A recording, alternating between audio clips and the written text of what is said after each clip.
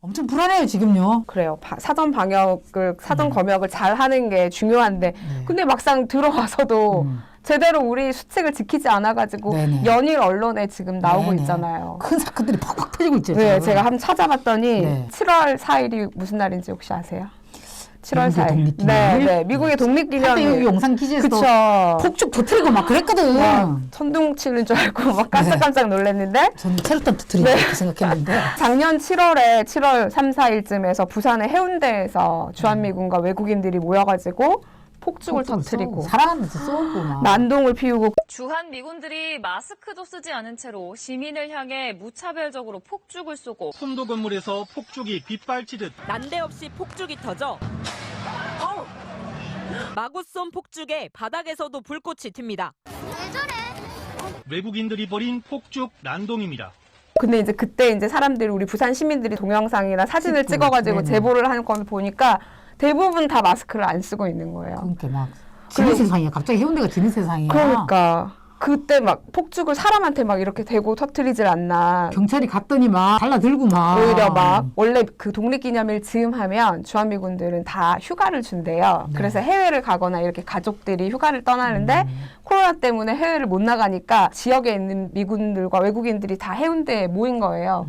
그래서 그런 난동을 이게 똑같이 미국에서, 일본에서도 있었어요. 일본에서도 오키나와 기지나고 후텐만 기지나 그게 한 10개 정도의 기지가 있거든요.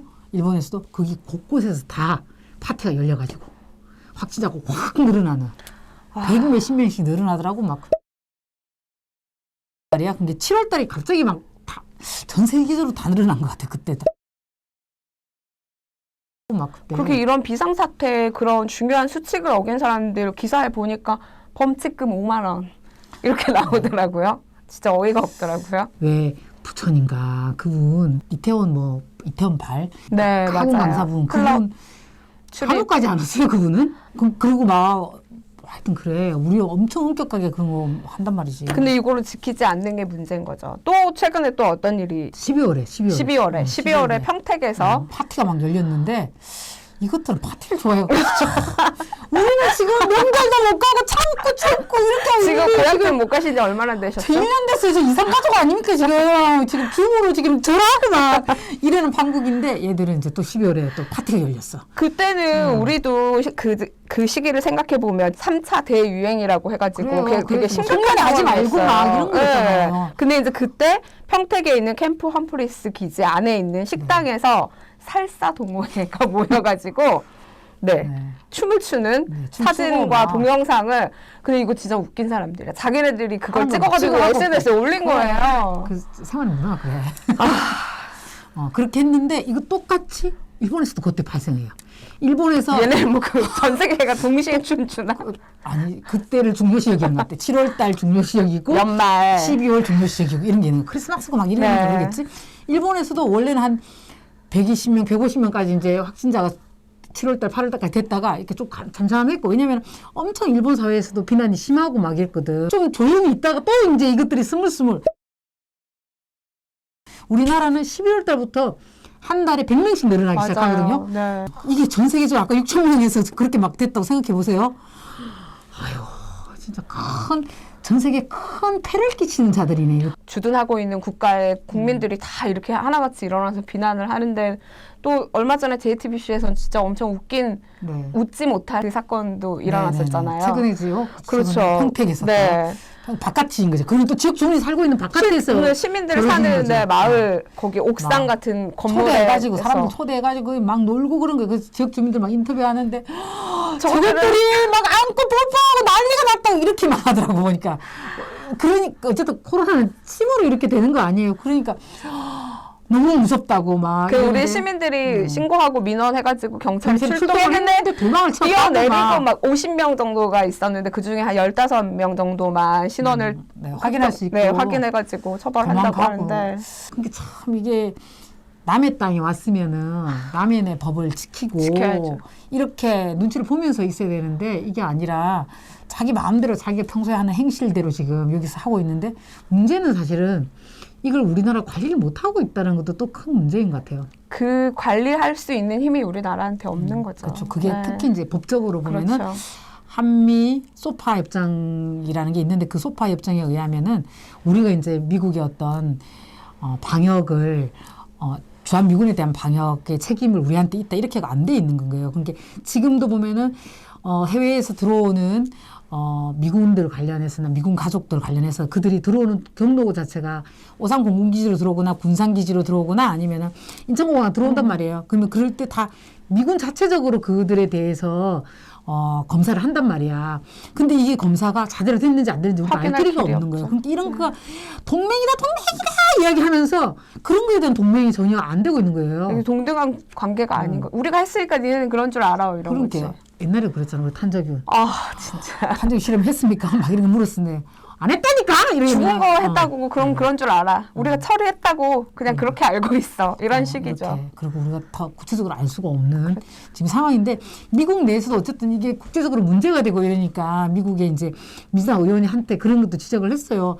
이러다가 동맹들의 신뢰 다 잃는다 이렇게 하다가 그러니까 우리 사전 방역 이게 조치들을 잘해야 된다 이런 지적들도 많이 했더라고요. 그럼에도 불구하고 미국이 이렇게 막 하루에 막 8만 명이 늘어나는 이 상황에 다른 외국에 파견되고 있는 다른 나라의 어떤 비난들이 있음에도 불구하고 전혀 조치를 지금 못 취하고 있는 게 미국이 돈도 없고 지금 어려운 거 아닙니까? 이거 지금 눈치고 있는 거 아닙니까? 네. 네, 지금 미국이 요럴 때 딱 나타나잖아. 그쵸. 이런 세계적인 전염병, 재난? 그죠? 재난 상황에 이럴 때 누가 어떻게 대응하느냐 그렇죠. 이러는데 저는 깜짝 놀랐어요. 그렇게 중국에서 시작했다고 했는데 중국이 요즘에 그 많은 인구 중에서 제 기사들 막 찾아보니까 하루에 7명 없는 날도 있고 막 그래요. 그 넓은 땅덩어리 그 많은 보셨죠? 사람들이 브라질 기사 봤죠? 후회한다.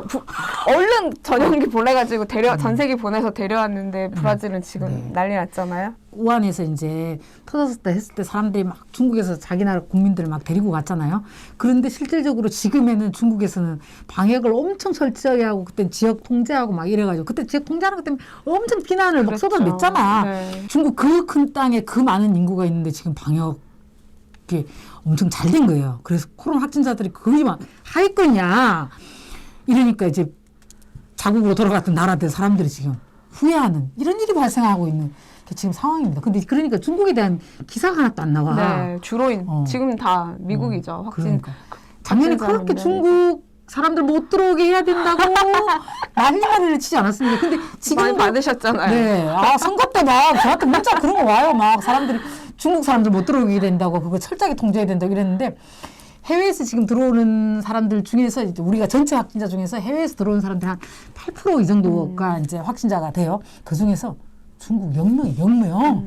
우리가 그냥 중국을 약간 무시하는 이런 경향들이 있었던 적이 있어요. 근데 그러면 안 될 것 같아요. 특히 이제 어떤 재난에서 어떻게 대응하느냐가 그 국가의 국력 그 보여주는 거 아닙니까? 그쵸. 네, 그런 거에서 좀 우리가 미국에 이렇게 막 의존하고 가는 이게 이번 코로나 사태를 계기로 해서 똑바로 바라봐야 되는 그게 도대체 국익을 위한 게 뭔지 정리를 하면은 코로나 방역의 가장 사각지대는 주한미군이다. 근데 이 주한미군에 대해서 특히 해외에서 들어오는 사람들에 대한 사전 방역 조치를 철저하게 해야 된다. 사전 검사를. 나 갑자기 생각나는데 네. 3월 중순에 한미연합 군사훈련 한다고 하는데 네. 그때 막 들어오는 거 아닌가요? 그래서 그거 언론에 살짝 나오더라고요. 그건 어쨌든 지금 주한미군 사령관이 임기 마지막 그 사업인 거야. 그게 3월 달에.